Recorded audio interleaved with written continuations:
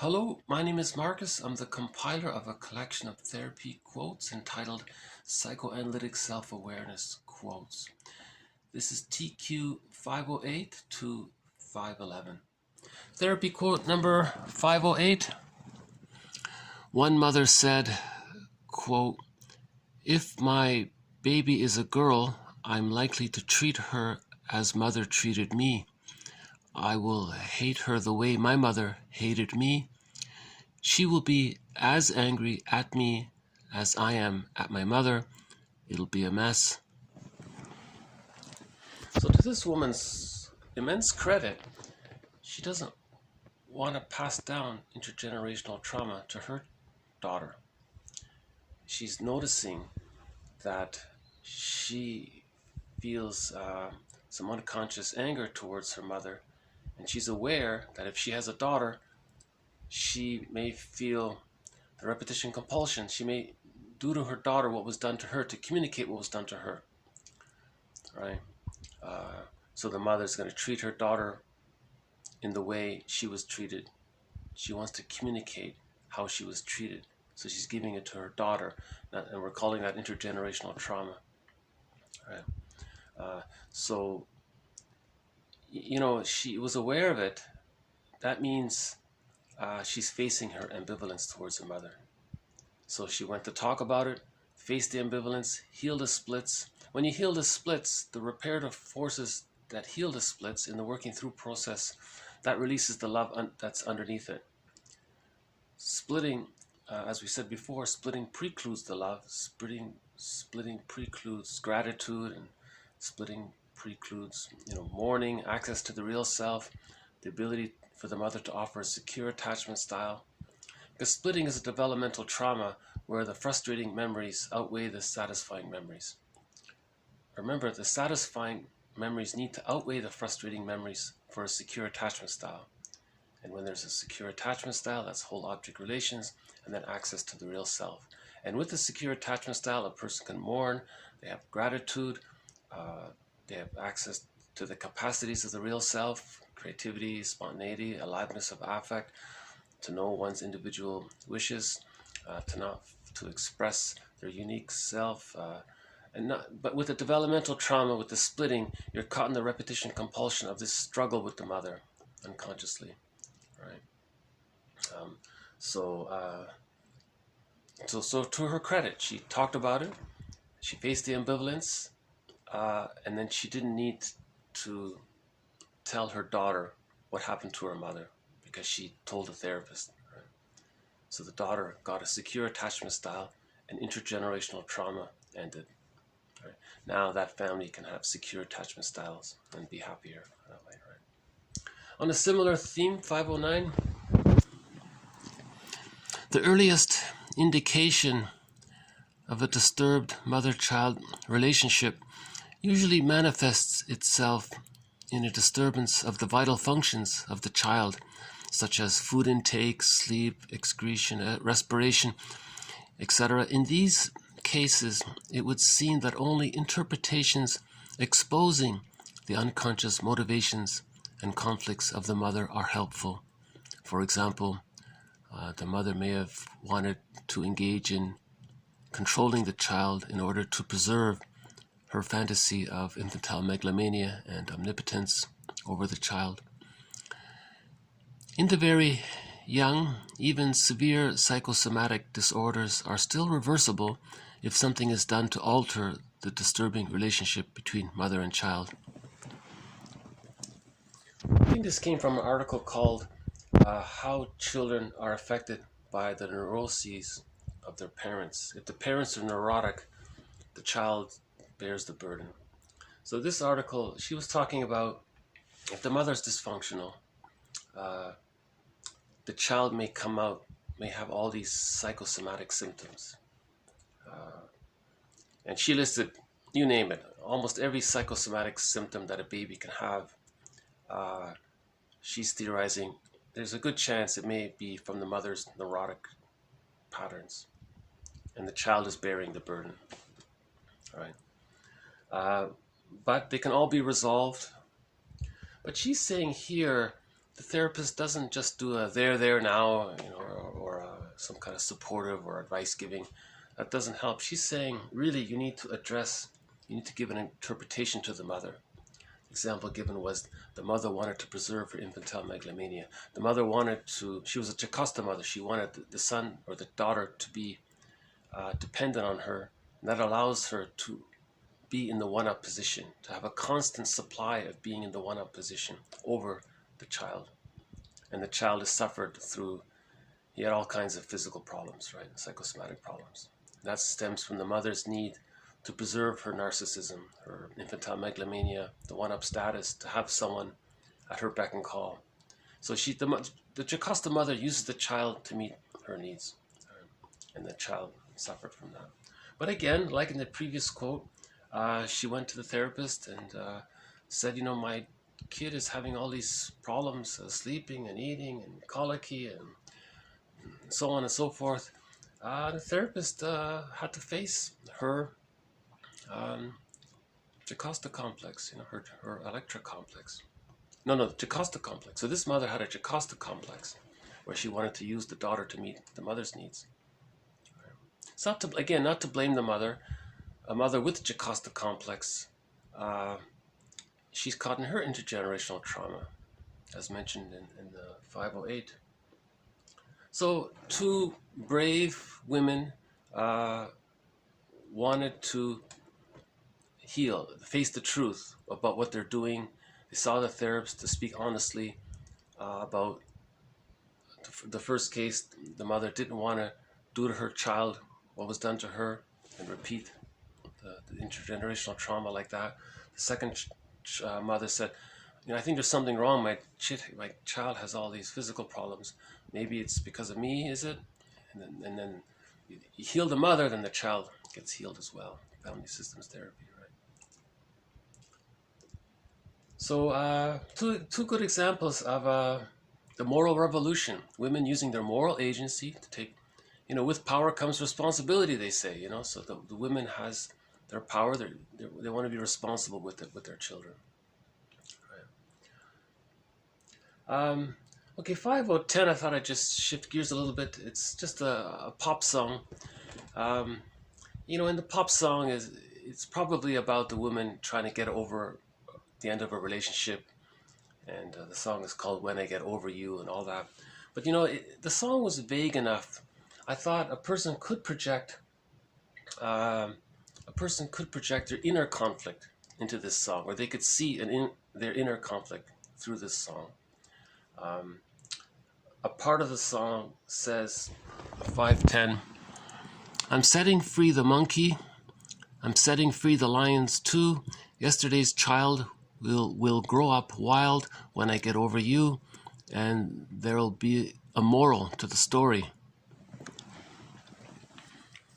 So I'm setting the monkey free, so that is the hang-up, right?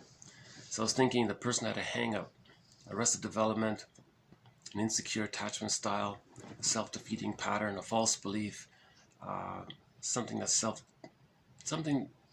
blocking them. So she's saying, I've got this hang-up, I've got this monkey, you know. So she wants to be free of this hang-up, this monkey. She's setting free the lion. She wants to find her voice.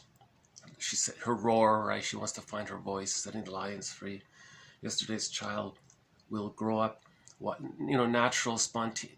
She means that she wants access to her feeling self. She wants to have her natural feelings, the breadth and depth of her feelings. She wants to have aliveness of affect. She wants, one of the capacities of the real self is creativity and spontaneity. So she wants access to that. So she's just saying wild, like free and natural and all that. She just means it that way. When I get over you, the arrested development, the insecure attachment style, the deep ambivalence towards the mother that's blocking herself. Remember, if a person is fused with the mother, they don't know who they are. If they're in this psychic blurred fusion with the mother, they may even think that they are the mother. So therefore they don't know who they are if they're the mother, right?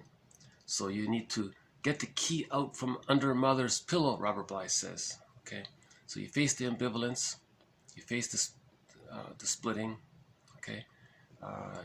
You admit that there's two sides to your feelings towards the mother. So there's two there. The ambivalence, okay? And then the reparative force is underneath it is the love. So the loving memories can outweigh the frustrating memories.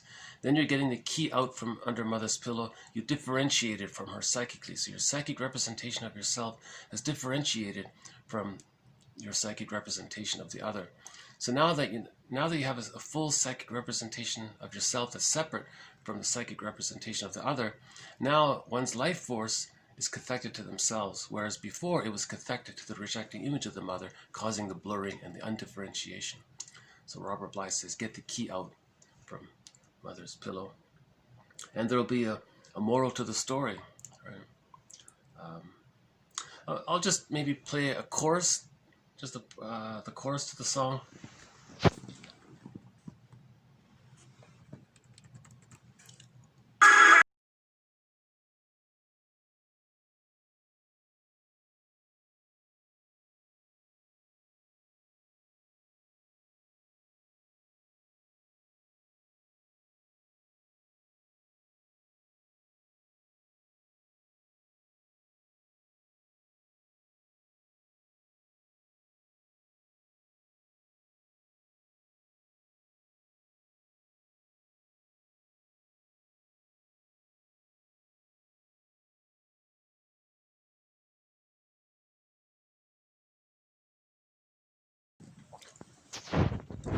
Yeah, it's just the chorus part of it. But she says, things are, she talks about changes and people growing and developing and metamorphizing, she said, or getting new skins and so on. So she has a lot of hope. She has that sense that there's something wrong having this arrested development, having this insecure attachment style, being caught in the repetition compulsion gone awry. There's something wrong. It's like a monkey on her back, right? So there's something wrong, and she wants to free it, find her voice, okay, give wings to her spontaneity and creativity, her feelings, aliveness of affect. That's like the metaphor would be the bird flying, and you have free your feelings, let your feelings. We are what we feel, so you want to feel. And she said the moral of the story. She says, maybe the moral is infantile megalomania is resolved. Okay, because when you're caught in a developmental trauma, that means infantile megalomania is still there. So the moral is, she's not the center of the universe. It's not all about her. She's not that. She's the common person. She's right. Or likewise, the moral could be, mother isn't either a goddess or a demon. That splitting mechanism, right? So the moral is, the mother was just an ordinary person caught in her existential dilemma. So there's the forgiveness. Remember, the willingness to be happy and forgiveness are linked, right? Reparation of the other and reparation of the self go hand in hand. So the moral of the story, that she was caught in a developmental trauma. She was repeating it. It doesn't work. It's Sisyphus. So then she had to face this unconscious ambivalence towards the mother. Okay, that freed the monkey, so to speak. And then she found her voice. She found access to her real self and the capacities of the real self when I get over this repetition compulsion, right? This arrested development, whatever we want to call it. Not a bad little pop song, I don't know if if it was famous or not, or if it is famous or not. Randy Crawford, she's mostly famous for another song about grief. So if you want a good grief song, find a quiet place alone and put your headphones on. I'll just play the first part of that song, Everything Must Change.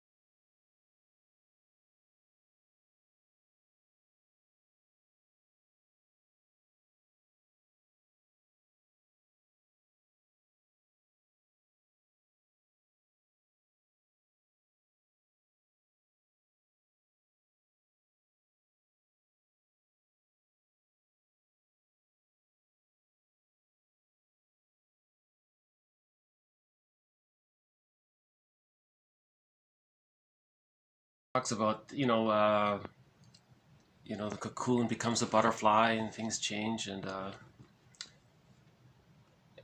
I don't want to give the song away, but if you listen to it, at the end you may cry or not.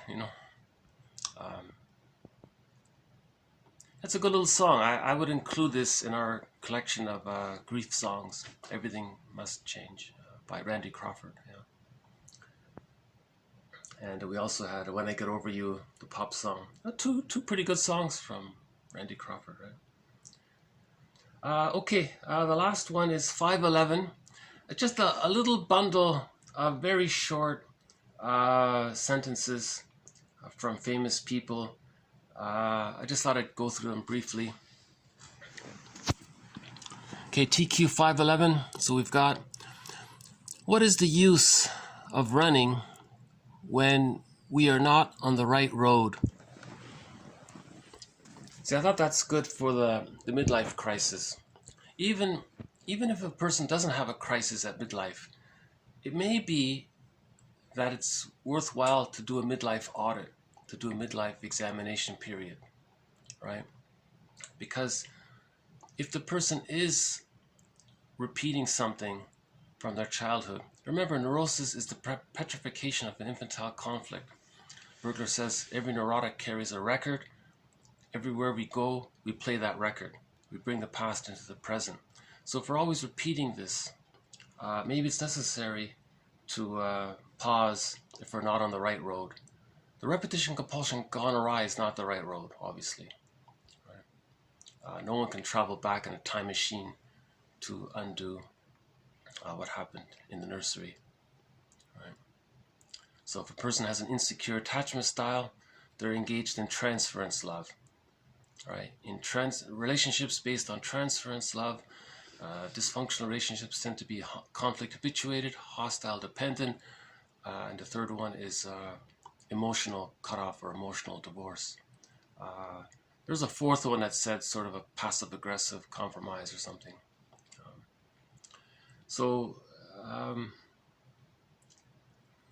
If a person has developmental trauma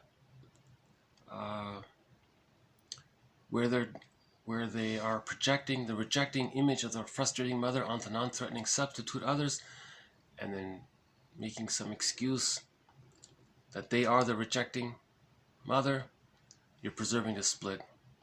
So you're distorting reality, so you're missing out on, that's the unlived life, and you're just repeating that kind of thing.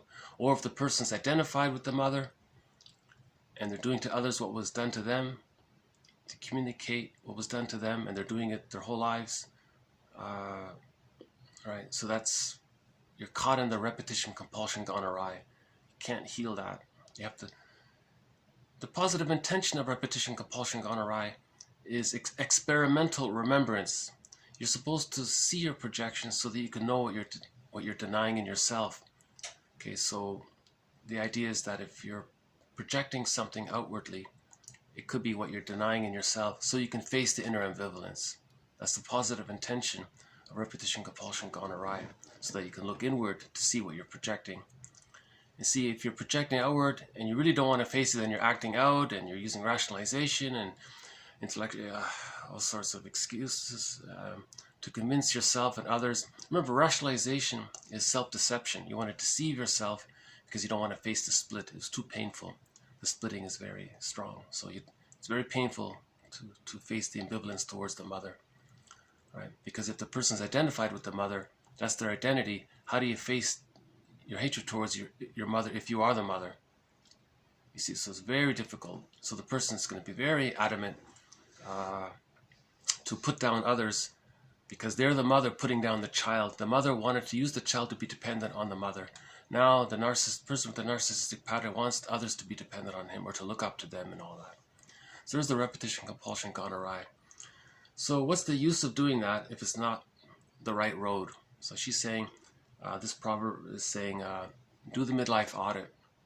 Even if there isn't a midlife crisis, do an audit anyways, right? Midlife audit. Traditionally it's around 40, but it can happen at any age. You can start it at 80 if you want. There's no age limit to this. I think Masterson had a case of a guy who was in his 80s, and he worked through his arrested development, and then he was liberated from 80 onwards. He was free, emotionally free from that. Homer says, the next one is, no man or woman born, coward or brave, can shun his destiny. Or can shun their destiny. Got a pronoun problem there. So no man or woman, whoever they are, can shun their destiny. So that's the moral revolution, to seek wholeness, the quest for wholeness.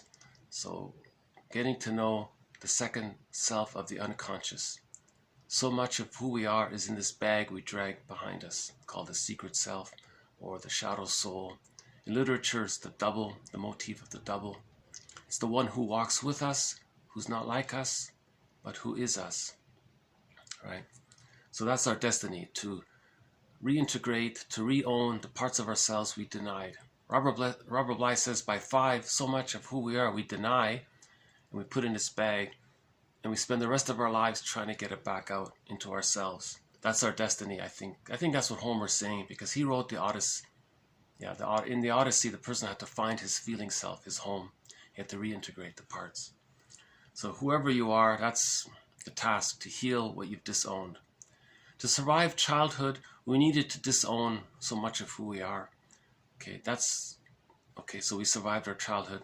Now the task is to get back the gold. So we had to give away the gold. Now we get the gold back, kind of thing. Otherwise, another proverb, a traveler without observation is a bird without wings. So if we ignore our destiny, right, if we ignore healing ourselves, I'm talking about an insecure attachment style, right? If a person had a secure attachment style, I think there are examples. They're what we strive to become like if a person has a secure attachment style. So we're talking generally about the people with the insecure attachment style. If they don't do the self-audit, or look in the mirror, or self-reflect, or own their projections, or understand what's on that record. Remember the metaphor of the record? When there's a developmental trauma or an insecure attachment style, it gets recorded on this long playing music disc record. And every neurotic is a music enthusiast, but he only has one record. He carries that record with him wherever he goes, and every time he sees a new record player, he plays that record. So you have to look what's on the record that he's repeating. So if you don't look at what's on the record, you're like repeating something. His metaphor is, it's like you're a bird without wings. Because to be a bird with wings means you access the real self and the capacities of the real self, which includes your spontaneity and creativity and your voice. So that would be like the bird with the wings, right? The greatest thing in the world is to know how to belong to oneself. So that's similar to what Homer is saying, to belong to oneself. Okay, so to decathect one's life force from the rejecting image of the mother, okay, and so that the life force can be cathected to the representation of the self. That's the plumb line to the self. That's being at home. That's belonging to oneself. Your life force belongs to you, so you belong to yourself. You found home, as Homer said, right? It's difficult. Wittgenstein says, nothing is so difficult as not deceiving oneself. Okay. So, of course, if there's pain, we use a defense mechanism. All defense mechanisms are there to deal with the pain. So that's easy to do. That's what he means. So it's just to understand that if all defense mechanisms are there to deal with psychic pain. That baby who had a loving mother on Monday and then she was frustrating on Tuesday, and that was a pattern. The baby had to create 2 images of the mother. That's the defense mechanism of splitting to deal with the anxiety. The child has 2 representations of the mother, but he denies the rejecting image of it. and he only sees the positive one, even if he has to make it up in fantasy that there's the positive one. So that's the defense mechanism of splitting. The baby does that to deal with the anxiety. You know, if there's developmental trauma, how does the person maintain that split? Okay, so they're going to project the rejecting image of the mother onto others. That's called externalization. Or displacement. You're displacing the anger towards the frustrating mother onto a non-threatening substitute other, and you're preserving the split. And if you want to coax the person or provoke the person to play that role of the rejecting mother, or just trick, it's a secondary delusion, or just make yourself believe that out of fantasy that they're that, you're preserving the split. So all these defense mechanisms, in other words, defense mechanisms are layered. You can have defense mechanisms that layer over the defense mechanism of splitting, right? So projective identification, externalization, rationalization, to lie to yourself, that's all to protect the splitting defense mechanism. So Bergler says something like splitting would be like the leading defense mechanism, and something like projective identification, displacement, rationalization, those would be misleading defense mechanisms. Right? So those things are easy, he's saying. The hard work is the moral revolution, to look in the mirror and to withdraw our projections, face the ambivalence, heal the splits, the reparative forces. The psyche wants healing. The psyche wants to heal the splits, and the love is underneath that. And the love and the gratitude come with that. Man's task in life is to give birth to himself. Okay, so similar idea. That's he's talking. So there's again the psychological birth he means. So Mahler says at biological birth, that's a visible thing we see at biological birth. The psychological birth is a slow process from birth to the age of 3. You have the stage of symbiosis. That's the symbiotic egg. So that's the womb for the psychological birth to take place at 3, around 3.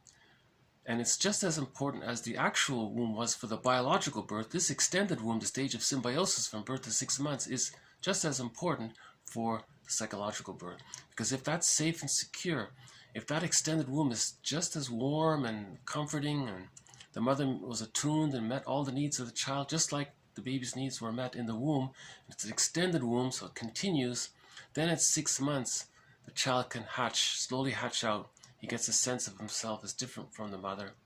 Then he knows himself, he plays with toys, he explores, he leaves the sight of his mother, he comes back for emotional refueling, he internalizes her presence, and then when he has whole object relations, that's the psychological birth.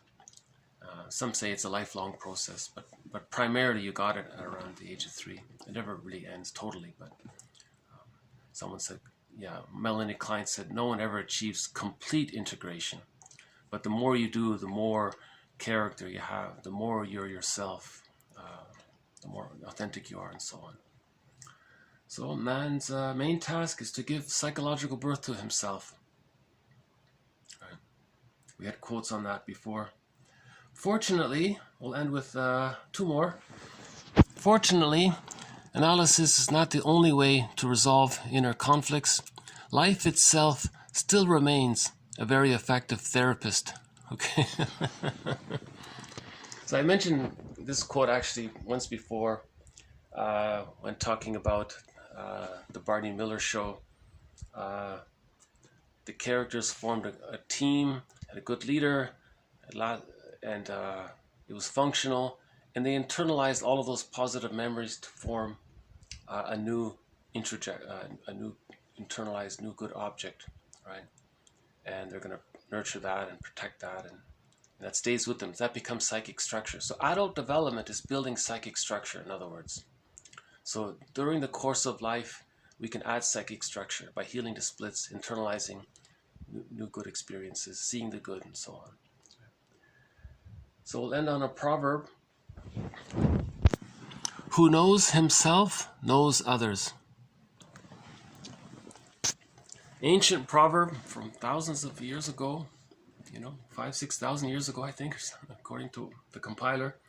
Who knows himself knows others. So if you know yourself, you know others. When I know who I am you. So this is the Ubuntu, right? We find our humanness and our humanity. We find our humanity and our humanness. So we're all we're all the same. We're different, but we're all the same. That's what we all have in common, you know, kind of thing.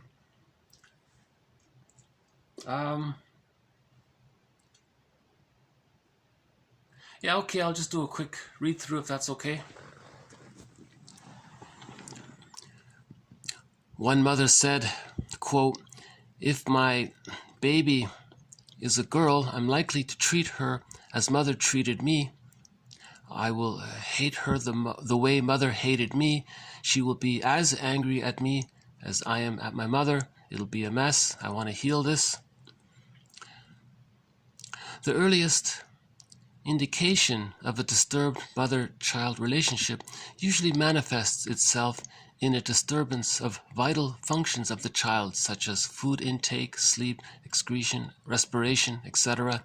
In these cases, it would seem that only interpretations exposing the unconscious motivations and conflicts of the mother are helpful. For example, control to preserve the fantasy of omnipotence by the mother. In the very young, even severe psychosomatic disorders are still reversible if something is done to alter the disturbing relationship between mother and child. I'm setting free the monkey. I'm setting free the lions too. Yesterday's child will grow up wild when I get over you, and there'll be a moral to the story. What is the use of running when we are not on the right road? No man or woman born coward or brave can shun his destiny. A traveler without observation is a bird without wings.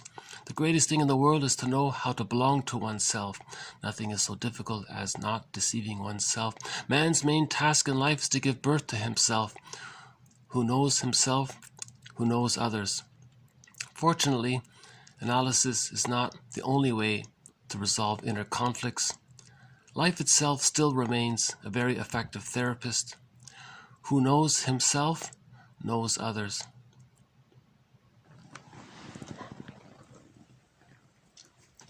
So know thyself. So again, when we say know thyself, know the conscious self and know the unbewusst, the unconscious history, the second self of the unconscious.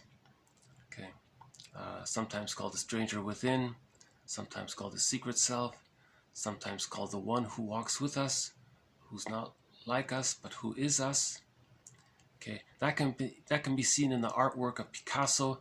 Picasso has that character of a figure, and it's a little fragmented. That's to represent the person as two parts.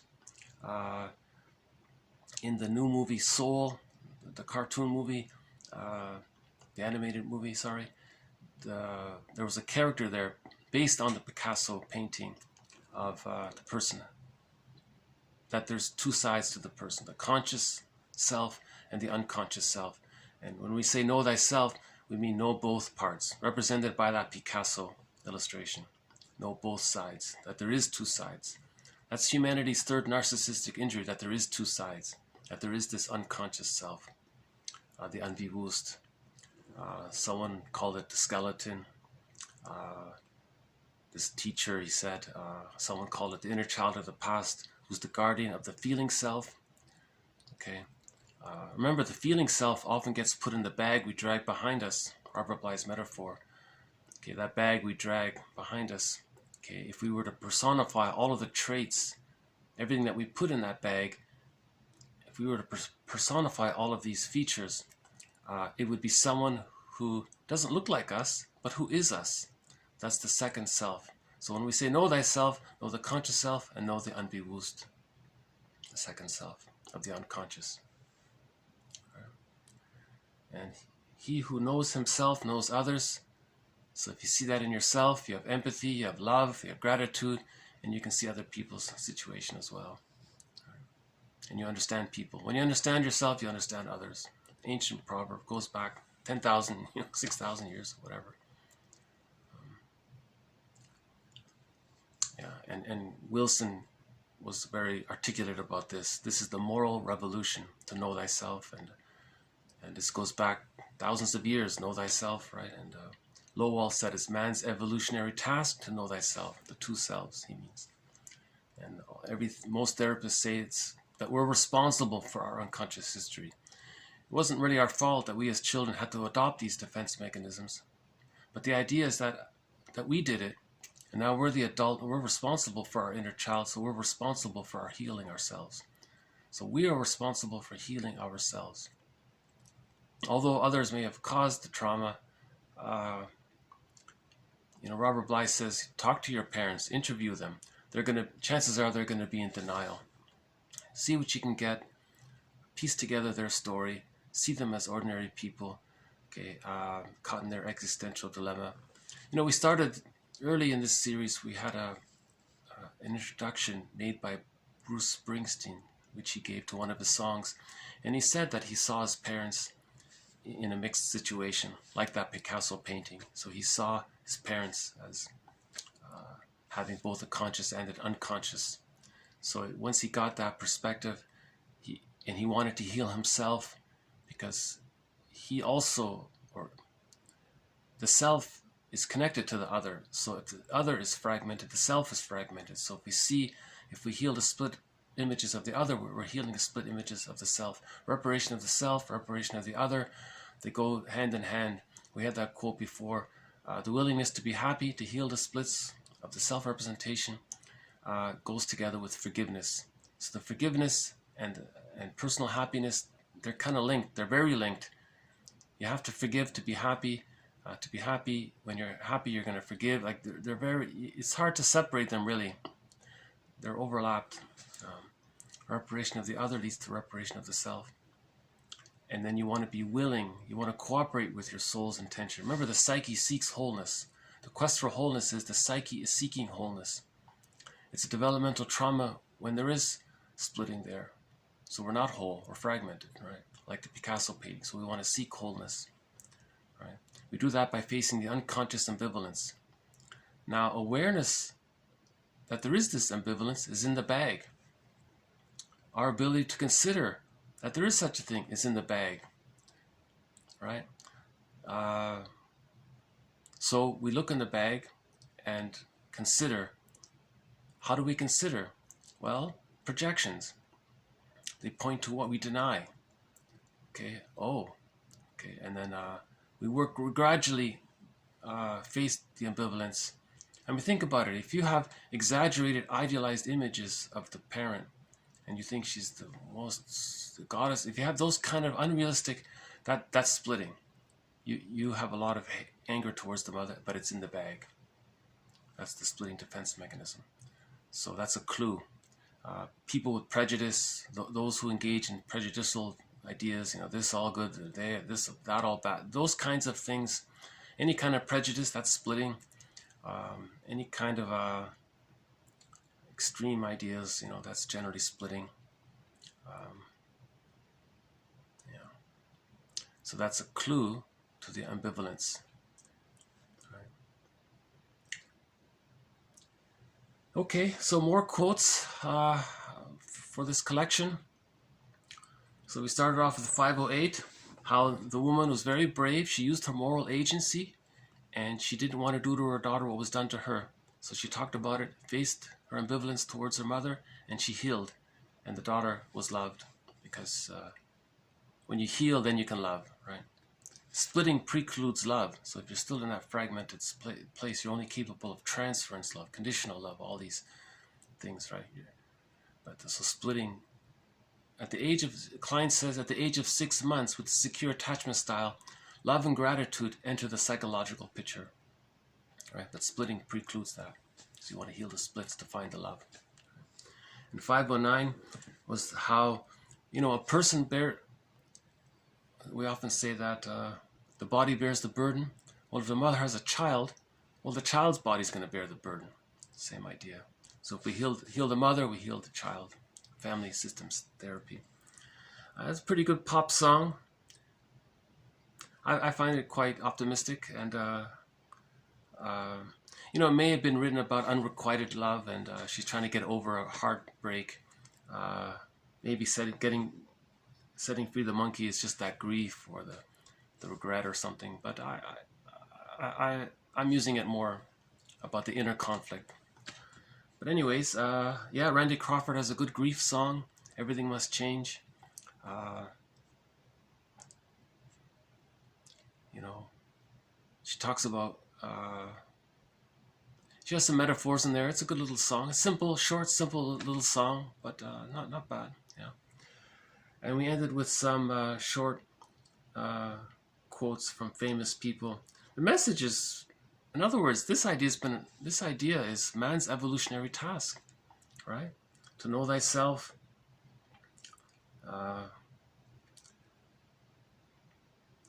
and to give psychological birth to himself, right? This one here, man's main task in life is to give psychological birth to himself. See, with the psychological birth, okay, then you have access to the real self and the capacities of the real self, as described by Masterson in an earlier video. A good book, by the way, The Search for the Real Self by James F. Masterson. And Karen Horney's books are good. She has a good book called Our Inner Conflicts. That's a very good book. Okay, so I'll just end it here. Thank you very much. This has been TQ 508 to 511. You know, I don't see the blue jay. I thought he would come. I left some snacks out for him, thinking he might come, but he didn't. So maybe we'll see the blue jay next time. And I'll see you next time. Bye for now.